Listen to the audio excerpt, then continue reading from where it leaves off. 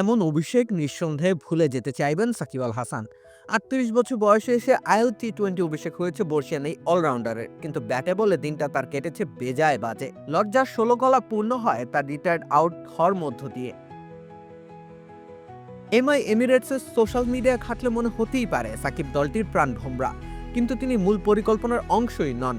সে প্রমাণ মিলেছিল আগের ম্যাচেই সাইড বেঞ্চে বসেছিলেন সাকিব।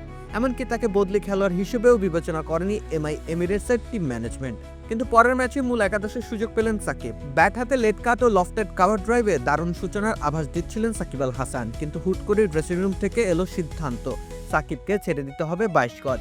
রিটায়ার্ড আউট হয়ে প্যাভিলিয়নে ফিরলেন সাকিব, তার জায়গায় 22 গজে এলেন অধিনায়ক ক্যারন পোলার্ড। আমরাই নাম্বার ওয়ান। নাম্বার ওয়ান হচ্ছে মেরিল পেট্রোলিয়াম জেলি।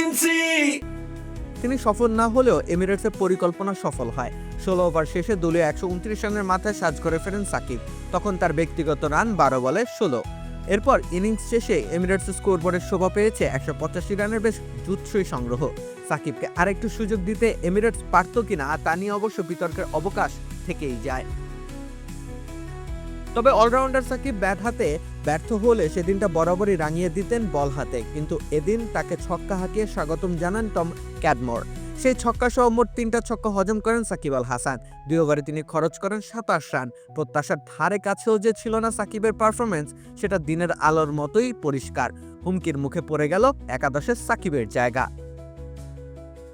রাকিব হোসেন রুম্মান, খেলা ৭১।